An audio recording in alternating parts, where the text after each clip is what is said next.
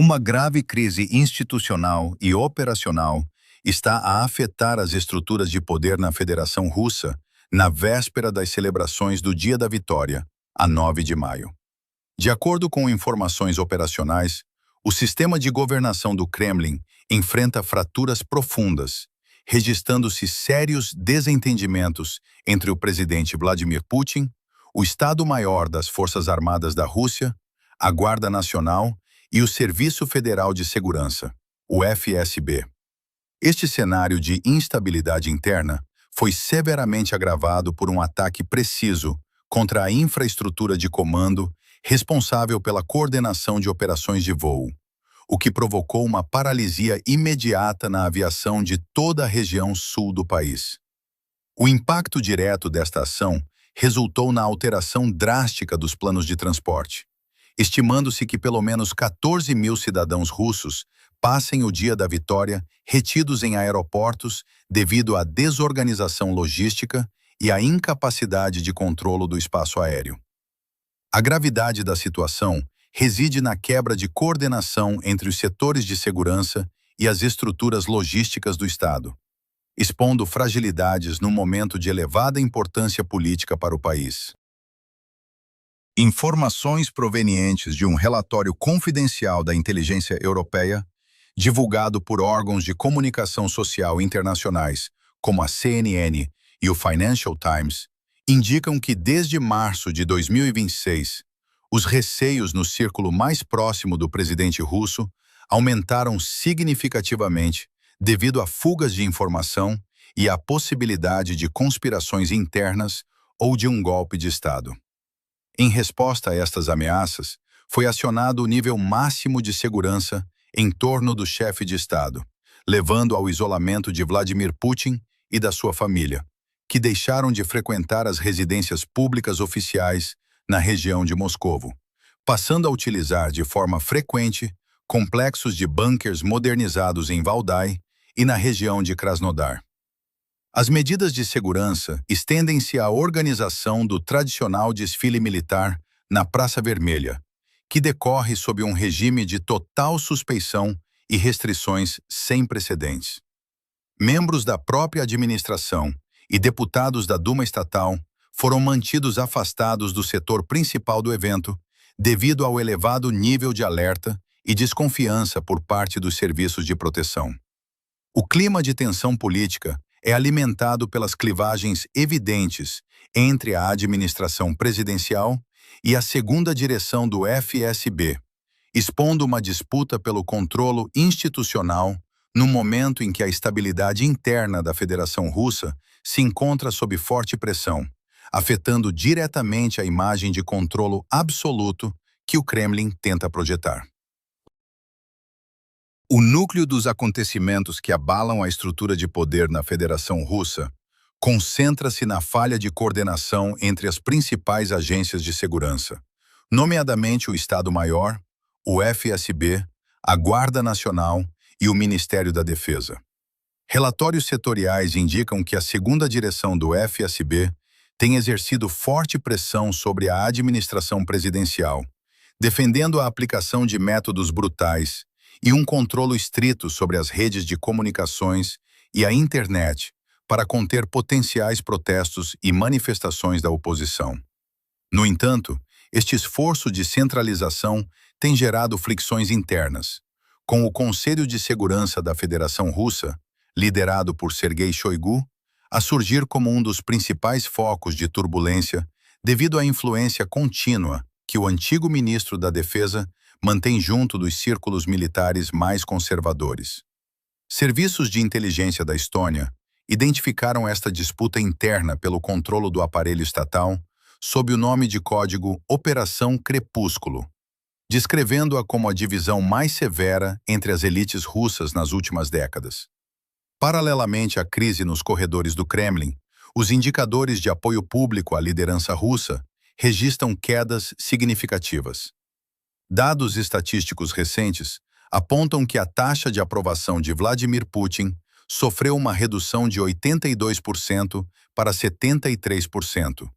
representando o valor mais baixo registrado nos últimos 4 anos, enquanto o índice de desaprovação subiu de 7% para 13%. Críticas diretas à governação começam a surgir de figuras públicas e influenciadores digitais anteriormente alinhados com o sistema. O blogueiro pró-governamental Ilya Remislo e a líder de opinião Victoria Bonia dirigiram críticas severas à postura de isolamento e ao clima de medo imposto às administrações regionais e aos cidadãos, sinalizando uma perda de coesão mesmo entre os setores mais leais ao regime.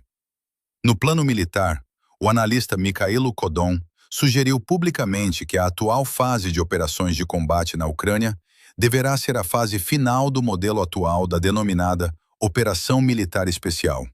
defendendo a necessidade de alterar radicalmente as formas e os métodos de condução das ações no terreno. A nível diplomático e de segurança imediata, a véspera das celebrações gerou reações de pânico na estrutura governamental. A porta-voz do Ministério dos Negócios Estrangeiros, Maria Zakharova, fez um apelo público dirigido a Volodymyr Zelensky,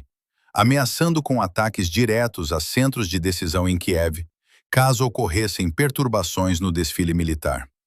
No mesmo sentido, a apresentadora e propagandista Olga Skabeva evocou a possibilidade de bombardeamentos contra a Rada Suprema Ucraniana e representações diplomáticas ocidentais.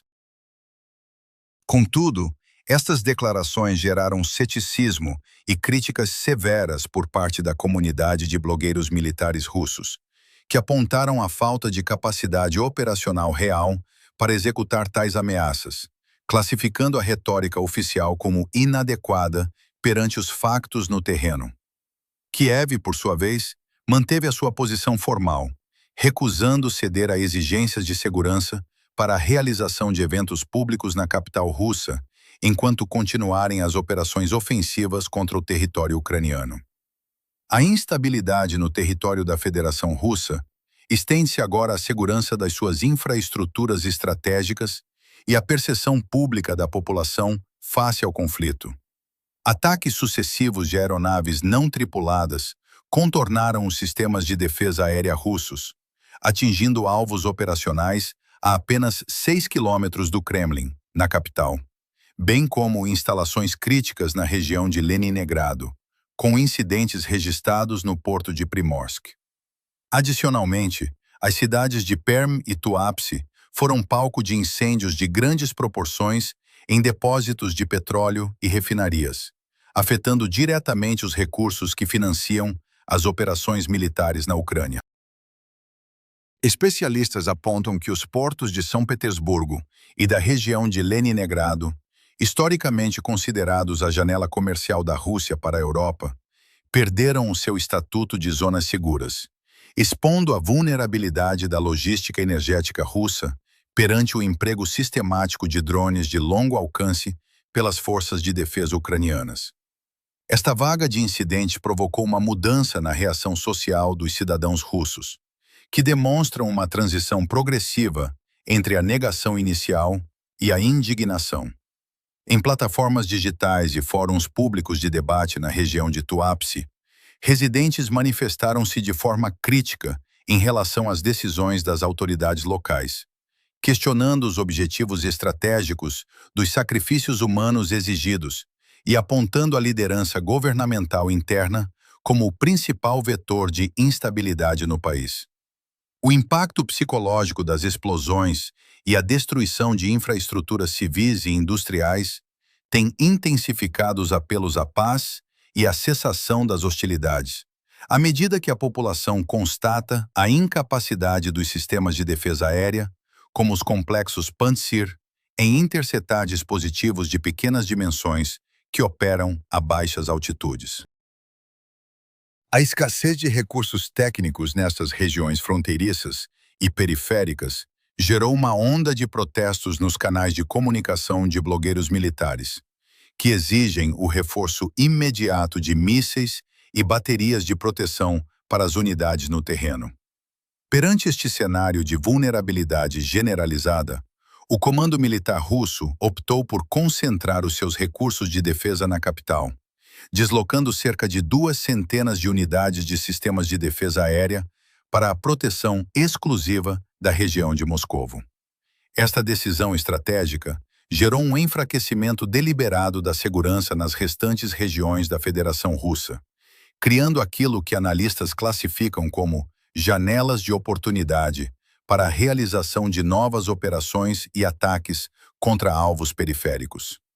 O cancelamento dos componentes aéreos das celebrações do Dia da Vitória e a redução da escala dos eventos institucionais refletem o receio direto do Kremlin face a possíveis ações da Força Aérea Ucraniana.